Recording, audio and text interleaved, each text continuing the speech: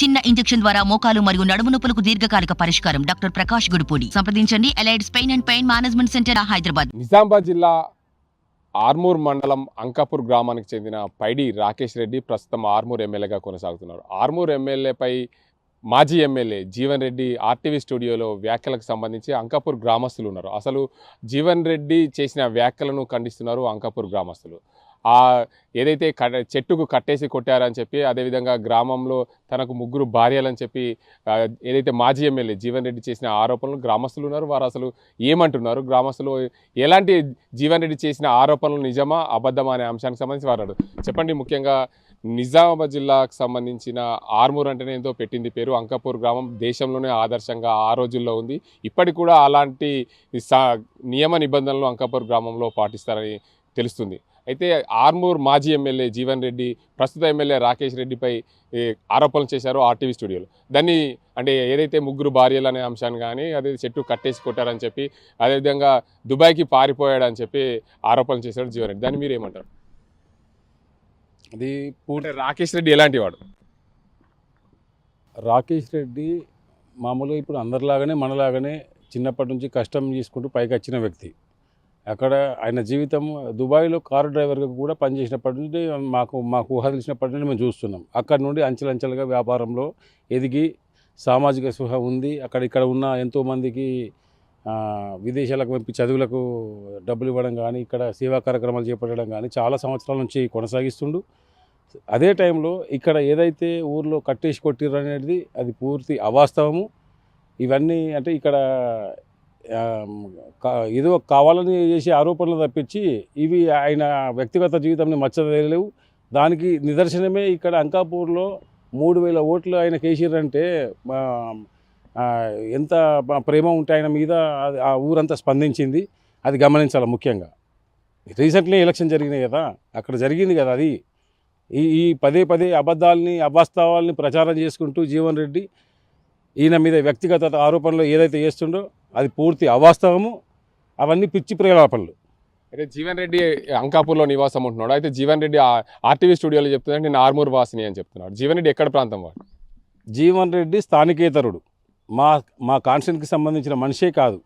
ఇక్కడ అంకాపూర్లో ఒక guest house కట్టేసుకొని Ankapur వాసిని అని చెప్పేసుకొని అంకాపూర్ వాస్తవం అయితే పాకిస్తాన్ వాడు వచ్చి ఇక్కడ ఇల్లు కట్టుకుంటే పాకిస్తాన్ వాడు కూడా అంకాపూర్ వాసి అవుతాడా?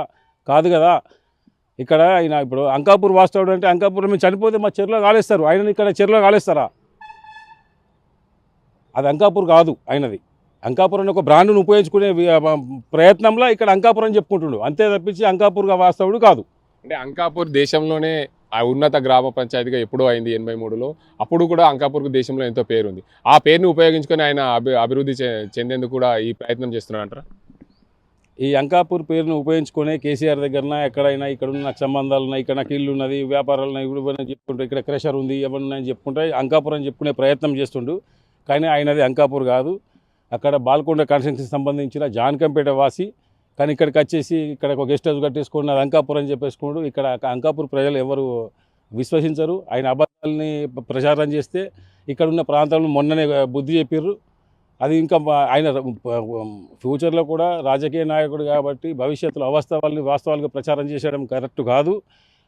ఇక నుంచి అయినా కానీ అందరితో సఖ్యతో ఉండి నీ రాజకీయ పోరాటం ఏదుందో అది చేసుకొని అందరితో మన్నన పొందాలని ఆశిస్తున్నాం. అంటే మీ అంకాపూర్ గ్రామాన్ని కించపరిచే విధంగా మాట్లాడినని చెప్పి ఆర్టీవీ స్టూడియోలో మాట్లాడి రాకేష్ రెడ్డి పైన ప్రస్తుత ఎమ్మెల్యే రాకేష్ రెడ్డి పైన అవాస్తవాలని వాస్తవ రూపకంగా చిత్రీకరించే ప్రయత్నం చేశారు. మీ అంకాపూర్ గ్రామస్తులుగా ఆయనని ఏం చేయాలనుకుంటారు? ఎప్పుడైతే మా అంకాపూర్ పేరుని డ్యామేజ్ చేద్దామన్న కంకణం కట్టుకున్నాడో అంకాపూర్ ప్రజలంతా ఏకమై ఆయనని ఊర్లోకి రాకుండా బహిష్కరించే కార్యక్రమం కూడా అంకాపూర్ వాస్తవులు చేపడతారు. మున్ముందు ఇట్లాంటి చర్యలు చేపడితే భవిష్యత్తులో అంకాపూర్లో అడుగుపెట్టకుండా మాత్రం మేము ఇక్కడ ఉన్న ప్రజలు తిరగబడతారని హెచ్చరిస్తున్నాం జీవన్ రెడ్డి. మీరు చెప్పండి, రాకేష్ రెడ్డికి మీకు చిన్ననాటి అనుబంధం ఏంటి? రాకేష్ రెడ్డితో ఉన్న పరిచయం ఏంటి? ప్రస్తుత ఎమ్మెల్యేగా ఎన్నికయ్యారు మొన్న ఎన్నికల్లో. రాకేష్ రెడ్డి నేను చిన్నప్పటి నుంచి కలిసి తిరిగిన వాళ్ళము, బాల్య స్నేహితులము. ఆయన గురించి దాదాపుగా ఆయనకు 20 సంవత్సరాల వయసు వచ్చే వరకు ఆయన జీవితంలో జరిగిన ప్రతి సంఘటన నాకు తెలుసు. అంటే మీతో ఉన్న సంబంధాలు ఎలా ఉండేవాడు రాకేష్ రెడ్డి? మామూలుగానే ఉండేవాడు. చిన్నప్పటి నుంచి మాతోనే కలిసి తిరిగేవాడు. ఉన్నత కుటుంబం అంటే డబ్బున్న కుటుంబం కాదు, మామూలు కుటుంబంలోనే పుట్టిండు. అందరితో కలిసిమెలిసి ఉండేవాడు. అంటే ఇప్పుడు నిన్న ఆర్టీవీ స్టూడియోలో మాజీ ఎమ్మెల్యే జీవన్ రెడ్డి రాకేష్ రెడ్డి పైన కొంత బురద జల్లే ప్రయత్నం చేశారని చెప్పి ఇందాక చెప్పే ప్రయత్నం మన గ్రామస్తులు చెప్పారు. ఏదే రాకేష్ రెడ్డిని అంకాపూర్లో కొట్టేసి చెట్టుకు కట్టేసి కొట్టారు, దాంతోపాటు ఇంకో 3 భార్యలను చేసుకున్నారని. అంటే అది మీ అంకాపూర్ గ్రామస్తులు ఏమంటారు? రాకేష్ రెడ్డిని చెట్టుకు కట్టేసి కొట్టిన అనేది 100% తప్పు మాట. మా అంకాపూర్లో 2 సంఘాలు ఉంటాయి. ఒకటి రైతు సంఘము, గొర్రె కాపు సంఘము, రెండవది విలేజ్ డెవలప్మెంట్ కమిటీ. ఆయనని చెట్టుకు కట్టేసి కొట్టిర్రు అని చెప్పేసి జీవన్ రెడ్డి చెప్తున్నాడు కదా. ఆ తీర్పు మా సంఘ సభ్యులు ఇచ్చిండ్రా, లేదంటే సర్వసమాజ సభ్యులు ఇచ్చిండ్రా, ఏ సంవత్సరంలో ఇచ్చిర్రు, ఎందుకు ఇచ్చిర్రు, అదైతే రుజువు చేయాలి కదా. అది 100% తప్పు మాట. అట్లాంటిది ఏమీ లేదు. ఆయనకు కుల బహిష్కరణ కూడా లేదు. రాకేష్ మీద అట్లాంటివి జరగలేదు. అంటే చిన్ననాటి నుండి రాకేష్ రెడ్డి మనస్తత్వం ఎలాంటి వాడు? అంటే తన వ్యవసాయం చేసుకుంటూ తన ఎలా ఉండేవాడు? ఆయన పని ఆయన చేసుకునేవాడు, అందరితో కలిసి తిరిగేవాడు. కారణం ఏంటంటే ఆయనకు చిన్నప్పుడే తల్లి చనిపోయింది కాబట్టి ఆయన ఊళ్ళో కూడా చాలామంది ప్రేమగా చూసేవారు. మేము కూడా చాలా ప్రేమగా చూసేవాళ్ళం. మీకు ఆయనకు ఉన్న అంటే అనుబంధం ఎలా కొనసాగింది? మీరు అత్యంత దగ్గరగా ఉంటూ చూసిన వ్యక్తిగా మీరున్నారు. నాకైతే చాలా మంచివాడు. అంటే అందరికీ మంచివాడే.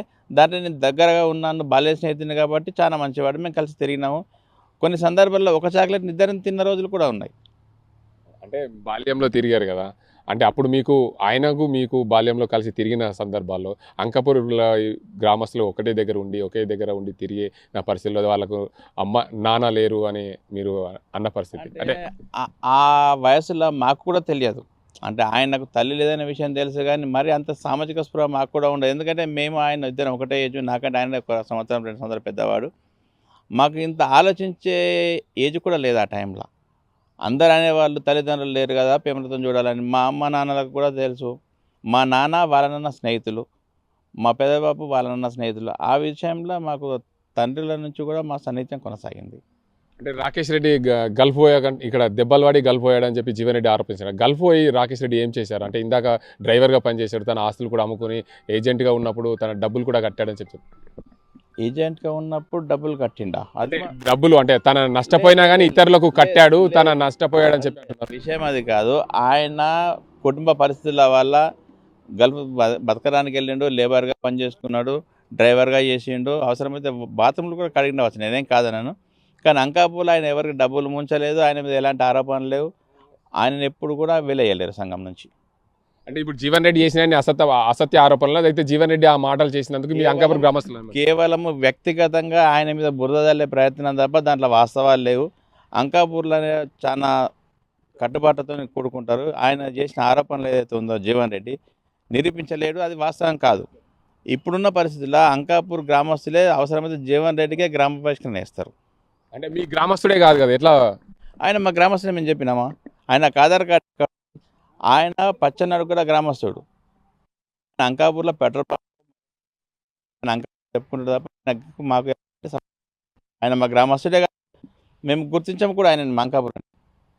అంటే ఇప్పుడు ఆయన మీ గ్రామం పైన అసత్య ఆరోపణలు చేశారు, మీ గ్రామంలో కట్టేసి కొట్టారని చెప్పి అసత్య ఆరోపణల పైన మీ గ్రామానికి చెడు మచ్చదేసేందుకు ప్రయత్నించారు. ఆయనని ఎప్పుడైనా సరే మాజీ ఎమ్మెల్యేగా కానీ తర్వాత రానున్న ఎన్నికల్లో కానీ ఆయన దగ్గర రానిస్తారు? ఆయన ఎప్పుడు రానియారు. ఎందుకనంటే అంకాపూర్ పేరుని డ్యామేజ్ చేసే ప్రయత్నం చేస్తున్నారు కానీ అంకాపూర్ వాళ్ళు క్షమించారు.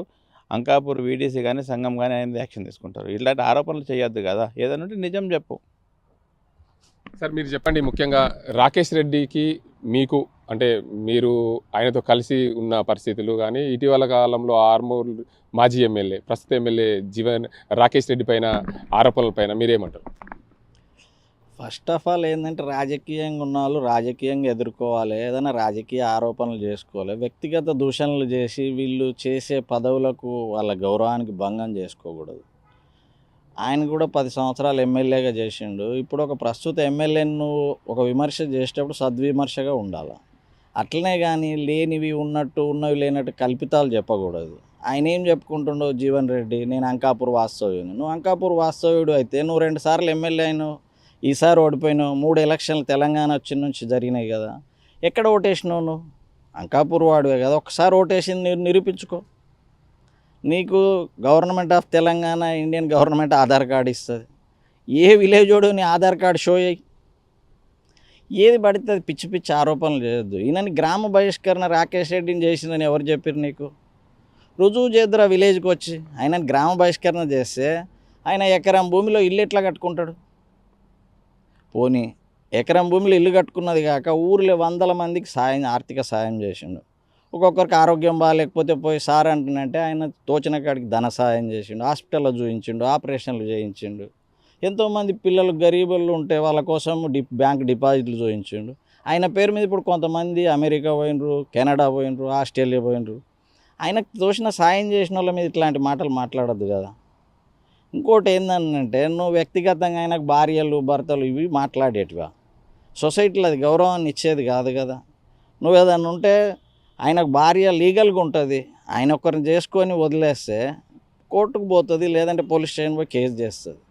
అది ఆయన వ్యక్తిగతంగా ఆయన సంసారపరంగా ఏం జరిగిందో జరిగి ఉంటుంది. ఒక భార్య చనిపోతే ఇంకో భార్యను చేసుకుంటారు. అట్లా మన యునైటెడ్ ఆంధ్రప్రదేశ్కి ఎన్టీ రామారావు ఎన్ని సంవత్సరాల వయసులో లక్ష్మీపార్వతిని పెళ్లి చేసుకున్నాడు? అది తప్పు కాదు కదా. ఆయనకు అవసరం ఉంది, పెళ్లి చేసుకుండు. ఈయనకు కూడా భార్య చనిపోతే ఇంకో భార్యను చేసుకుంటుంది, అట్లా తప్పేముంది? ఎంతమంది విడాకులు తీసుకోవట్లేదు? ఇలా కలిసి ఒక ఇద్దరికి ఇష్టం కుదరకపోతే విడిపోతారు. అట్లాంటి ఆరోపణలు చేయొద్దు కదా. అది ఈయన రాజకీయ జీవితానికి అవసరమైన మాట కాదు కదా. అయితే ముఖ్యంగా ఇందాక మీరు ఒక మాట అన్నారు, 10 సంవత్సరాలుగా ఎమ్మెల్యేగా చేసింది. మీ అంకాపూర్ గ్రామానికి అంటే ఇక్కడ బడి ఉంది, స్కూల్ ఉంది, ఆ ఎంతో గడిలో ప్రాంతంలో పెద్ద స్కూల్ ఉంది. ఆ స్కూల్కి ఎప్పుడన్నా మీ మాజీ ఎమ్మెల్యే జీవన్ రెడ్డి ఏమైనా పనులు చేశాడా? ఇప్పుడు మీరు పోయి ఒకసారి పరిశీలిస్తే ఏం చేసిండో కనిపిస్తుంది. మా స్కూల్లో హై స్కూల్ ఉంది, ప్రైమరీ స్కూల్ ఉంది, ఒకే దగ్గర ఉంది. దాంట్లో ఒక అంగన్వాడీ స్కూల్ కూడా ఉంది. ఒక్క బాత్రూమ్ కూడా లేదు ఈరోజు. దాంట్లో టీచర్స్ లేడీస్ ఉంటారు, జెంట్స్ ఉంటారు, ఆడపిల్లలు ఉంటారు, మగపిల్లలు ఉంటారు. వాళ్ళు ఎక్కడ పోవాలి బాత్రూమ్? నువ్వు ఎప్పుడన్నా ఏ స్కూల్కన్నా పోయి పరిశీలించినావు 10 సంవత్సరాలల్లో?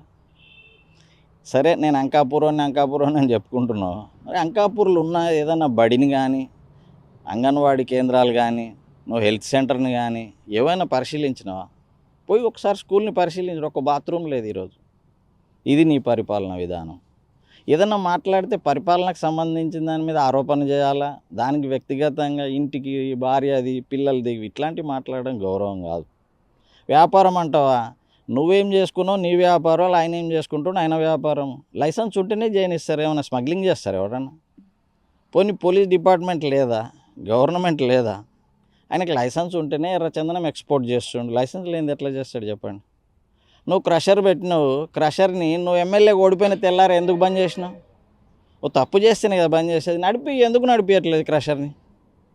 10 సంవత్సరాలు క్రషర్ నడిపినావు. నువ్వు ఓడిపోయిన మరుసటి రోజు క్రషర్లు ఎట్లా బంద్ చేసుకుంటావు చెప్పు?